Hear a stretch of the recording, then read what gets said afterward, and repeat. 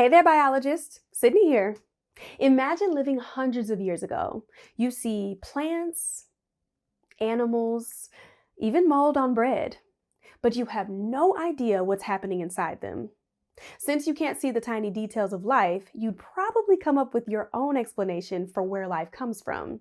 One popular idea was spontaneous generation, the idea that living things could simply appear out of nowhere. People thought mice could spring from piles of grain, or that maggots simply emerged from rotting meat. After all, with no way to investigate further, it seemed to make sense. For centuries, this idea went unchallenged, but then one invention came along that changed everything: the microscope.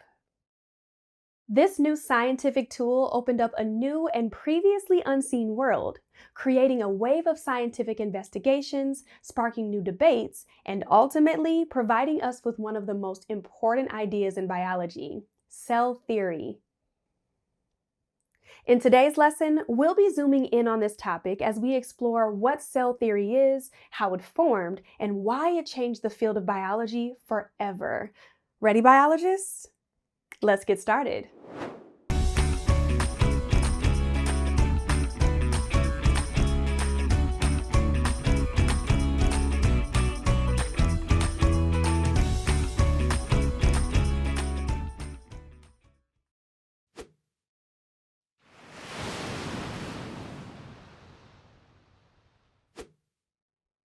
Biologists, do you remember what it means for an idea to be a scientific theory? A scientific theory is an explanation of natural events that is based on lots of evidence. It's not just a random guess. One of the most important theories in biology is cell theory, and it has three main parts. First, all living organisms are made of cells. This includes tiny single-celled organisms like bacteria, as well as multicellular organisms like fungi, plants, animals, and of course, humans like you and me. Second, the cell is the basic unit of life.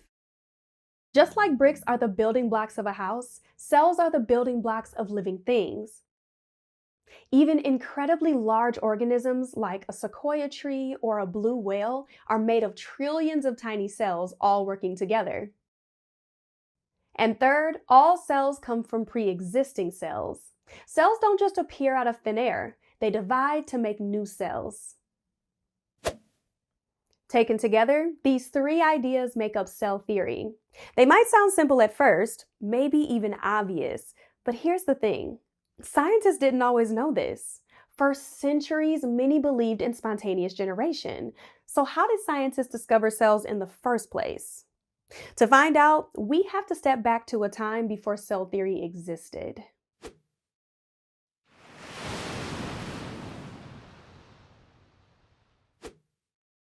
In the early 1600s, lens maker Zacharias Janssen began experimenting with combining lenses in a single tube, creating one of the first compound microscopes. By doing so, he discovered how to magnify objects far beyond what a single lens could show. Suddenly, ordinary things, grains of sand, human hair, even bits of mold, revealed hidden details no one had ever seen before. For the first time in history, a hidden, tiny world became visible. It might be easy to overlook how revolutionary this was, but for perspective, think about how it feels when a brand new technology comes out today. Everyone's talking about it, experimenting with it, trying to see what it can do. Biologists, pause here. What's a modern technology that has changed the way people see the world, and how has it made an impact? Write down your thoughts in your guided notes.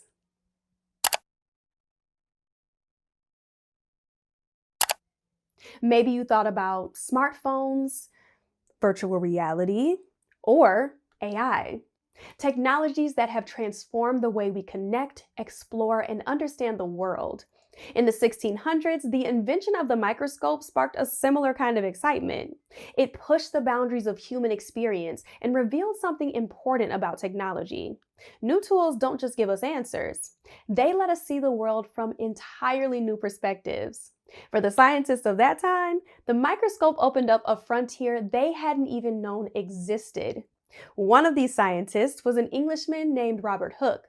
Inspired by Janssen, he built his own microscope and began his own investigations.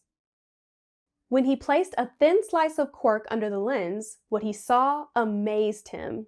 Tiny box-like compartments that reminded him of the small rooms, or cells, where monks lived. That's how cells got their name. Pause the video and draw these cork cells in your guided notes.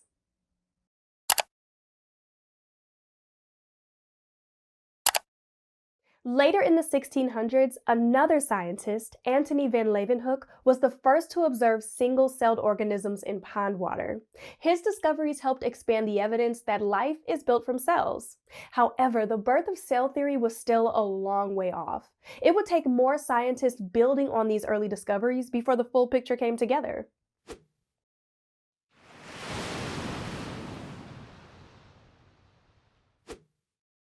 Over time, microscopes kept getting better and scientists continued investigating.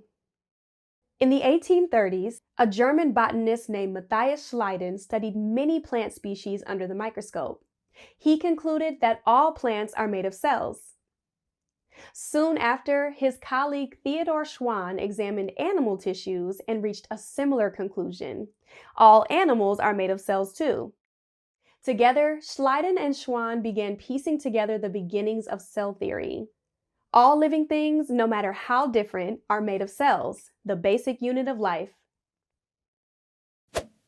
But there was still one big question that scientists didn't agree on. Where do cells come from? In 1855, Rudolf Virchow offered the answer. While studying how tissues healed and grew, he observed cells dividing to form new ones. This provided evidence that new cells don't just appear out of nowhere. They come from existing cells, dividing and multiplying. With this final piece of the puzzle, cell theory as we know it was established.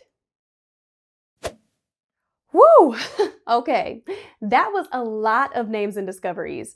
But what's really important isn't who did what or when. It's what this story shows us about science itself. It's easy to picture scientific breakthroughs as big, dramatic moments, like a single flash of inspiration or a lone scientist suddenly solving a mystery. But is that how science really works? Biologists, what role did collaboration play in the development of cell theory over time? Pause and record your thoughts in your guided notes.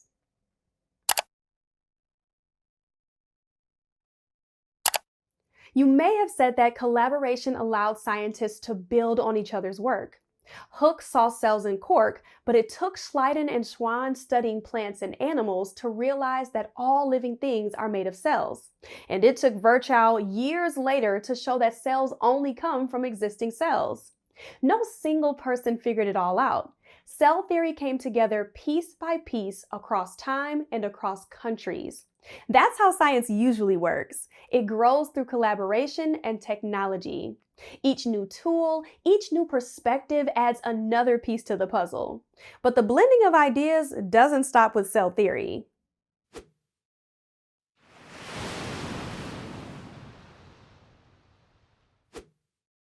Once cell theory was established, it sparked a wave of new questions. Biologists, imagine you were a scientist during this time. What would you want to know about cells? Pause and record your thoughts in your guided notes.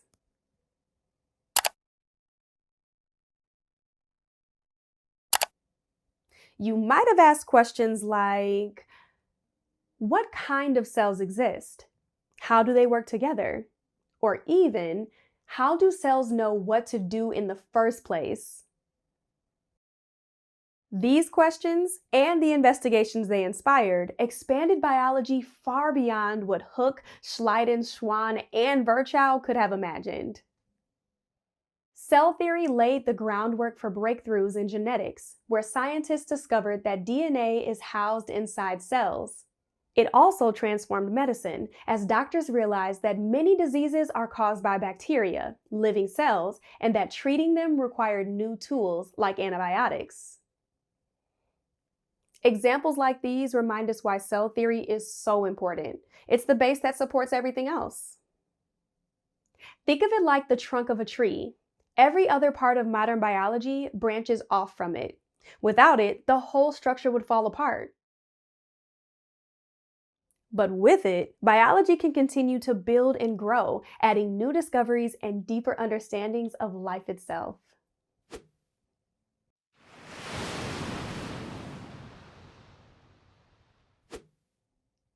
And with that, we wrapped up our lesson on cell theory. We learned that cell theory has three parts.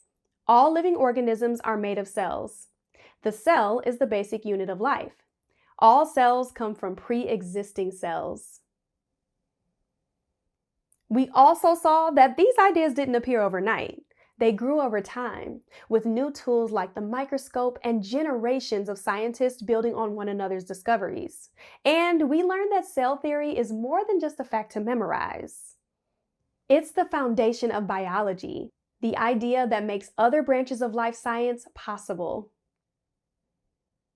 In our next lesson, we'll keep exploring the tiny world of cells. Until then, I'm Sydney. Stay curious, keep asking questions, and I'll see you next time.